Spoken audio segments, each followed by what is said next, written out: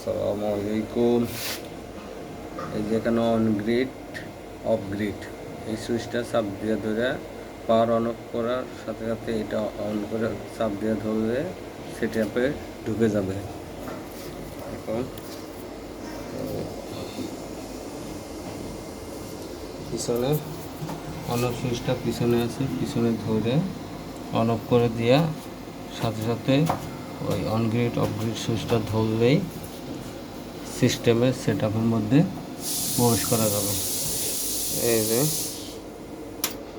Of করলাম, on করে সাথে সাথে এটা ধরে রাখে এই যে ছেড়ে দিলাম, সেটআপে ঢুকে গেল। এখন ইউজারদের জন্য 11, 12, 13 এই তিনটা সেটআপ। আর যারা ডিপ সেটআপ বা যারা সেল করবে তারা কাস্টমারের চাহিদা অনুযায়ী বাকি সেটআপটা করে দিবে। বাকি সেটআপ করার জন্য এই যে আপ বাটন এবং ডাউন বাটন এই দুইটা একসাথে প্রেস করলে 1 নম্বর সেটআপে চলে আসবে।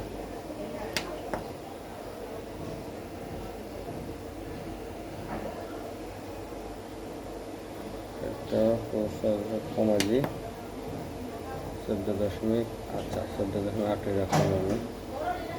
এই যে একসাথে দুইটা প্রেস করবে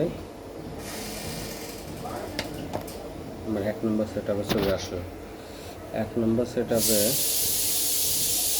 এখানে যারা এই যে 4টা বাটন সিস্টেম আছে, যাদের এরকম কিপ্যাড ডিসপ্লে সহকারে, তারা এই পুশের মাধ্যমে অপারেট করবে। আর যাদের অন অফ সুইচের মাধ্যমে তারা অন অফ সুইচ সিলেক্ট করবে। আমার এখন পুশ সিলেক্ট আছে। যদি আমি কোনো কারণে অন অফ সিলেক্ট করতে চাই তাহলে এই যে আপ বাটন বা ডাউন বাটন দিয়ে স্টার এখানে অন অফে আনা যাবে। এখন যেহেতু আমি পুশে কাজ করবো, আমি পুশে কাজ করার জন্য নেক্সট বাটনের এটা নেক্সট। এই যে 2 নম্বর সেটআপ, এটা 12 ভোল্ট সিস্টেম নাকি 24 ভোল্ট নাকি 48, 96, আমারটা হলো 24 ভোল্ট। সুতরাং আমি 24 ভোল্টের সিস্টেমে 24 সিলেকশন রাখছি। আপ ডাউন দিয়া এটা বাড়ানো কমানো যাবে। আমি 3 নম্বর সেটআপের নেক্সট সেটআপ। 3 নম্বর সেটআপ হলো ব্লক এম্পিয়ার এসি, মানে এসিতে যখন কারেন্টের ব্যাটারি চার্জ হবে তাহলে কত অ্যাম্পিয়ারে সে চার্জ করবে। আমি সর্বোচ্চ 15 অ্যাম্পিয়ার দিয়ে রাখছি। এটা আপনারা কমায়ও রাখতে পারবেন, বাড়ায়ও রাখতে পারবেন নিজেদের ইচ্ছা মতো। এই যে ডাউন বাটন দিয়ে কমাতে পারবেন। সাপোজ আমি 14তে বা 15তে যার যেটা দরকার, 8, 10 আপনি সিলেক্ট করে রাখতে পারবেন। 10 রাখাই সবচেয়ে উত্তম। এছাড়াও এখানে একটা নতুন প্রযুক্তি আছে যে আপনি কারেন্টের লাইন থাকবে, সবই থাকবে, কিন্তু ব্যাটারিকে কারেন্টে চার্জ করবে না। সেই সিস্টেমটা আমি সবার শেষে দেখাবো। আচ্ছা, এখন আমি 3 নম্বর সেটআপে ঢুকি। 3 নম্বর সেটআপ এটা হলো সোলার থেকে কত অ্যাম্পিয়ার সর্বোচ্চ চার্জ করতে পারবে।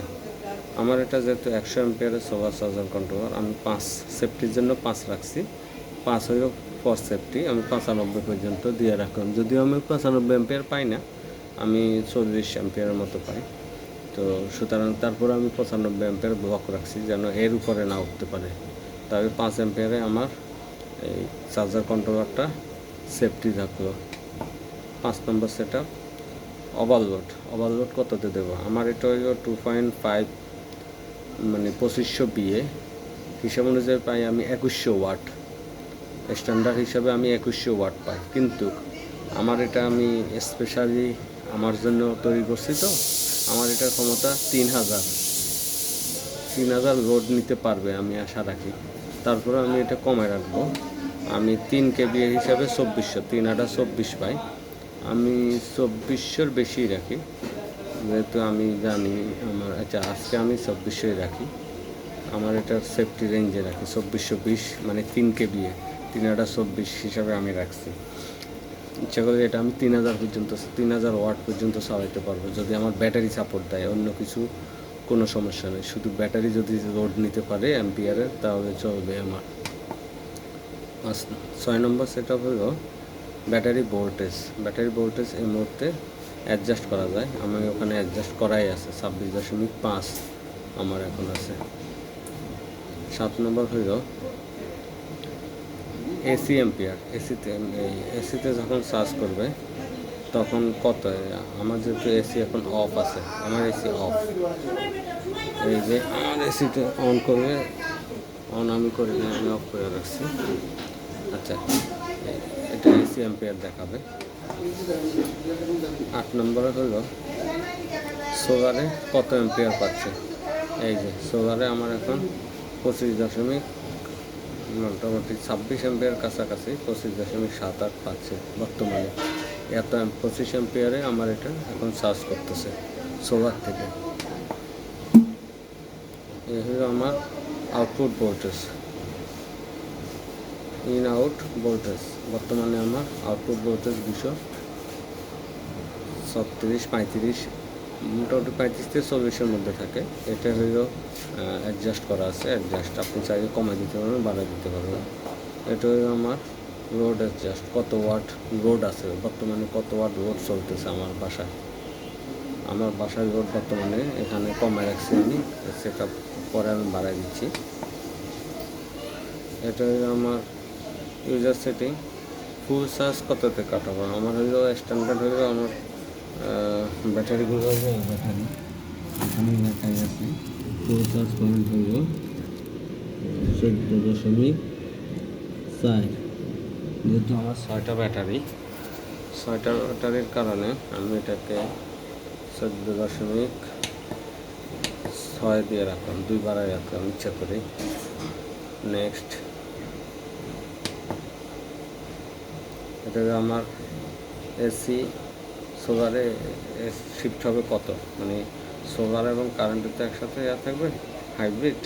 তো কত পার্সেন্ট ব্যাটারি নামে আসে তে এসি থেকে অটোমেটিক কানেকশন নিয়ে নেবে। এটা 50% যখন আমার ব্যাটারি কমে যাবে, সে অটোমেটিক এসিতে শিফট করে নেবে কারেন্টে। তো এটাকে আমার তো কারেন্ট যায় না খুব বেশি, তারপরে ব্যাটারি ব্যাকআপের জন্য আমি এটাকে 40% রাখি। আমার কম, যাদের বেশি কারেন্ট যায় তারা আরও বেশি 60-এর দিকে করে রাখবে। তাই কারেন্ট যাদের বেশি যায় তারা উপরের দিকে রাখবে, যাদের কারেন্ট একেবারে যায় না তারা নিচের দিকে রাখবে। আমি 40-এ রাখলাম। এটা হলো আমার লো কাট, যেহেতু আমি হাই লোড চালাই দিনের বেলায়, এই জন্য আমি ব্যাটারি খুব জোরে অ্যাম্পিয়ার টান দেয়, যার কারণে আমি এটা লো কাট, সর্বোচ্চ লো কাট 10-এ রাখছি। কেউ চাই এটা একটু বাড়ায় রাখতে পারো, ইউজার তার ইচ্ছা মতো বাড়ায় রাখতে পারো, আমি 10-এই রাখলাম। এই হলো টোটাল 13টা সেটিং। সেট আপ কমপ্লিট হয়ে গেলে আরেকবার রিস্টার্ট করে নেবেন। আরেকটা জিনিস দেখায়, যেটা হলো এসি চার্জিং। যে আমার কারেন্টে যখন কানেকশন থাকবে, সে ব্যাটারিকে আমার কারেন্ট থেকে চার্জ নেবে না, কোনোভাবেই নিতে পারবে না। সব কিছু দেওয়া থাকবে, কিন্তু আমার AC charging on of system আছে। এই যে হাইব্রিড সুইচটা, এই যে অন গ্রিড অফ গ্রিড, এই সুইচটা আমি যখন লং প্রেস করে ধরে রাখবো, দেখেন এসি অফ উঠবে। এই যে এসি চার্জিং অফ, এখন এসি অ্যাপ মানে এসি চার্জিং অফ।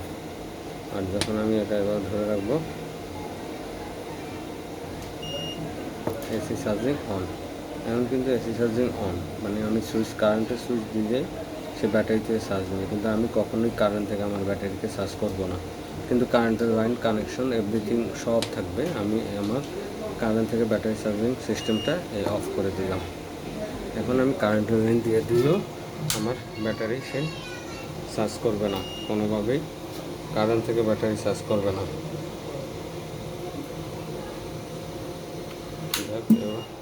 আমি লোড শিফট করব, লোড দিয়ে দিচ্ছি।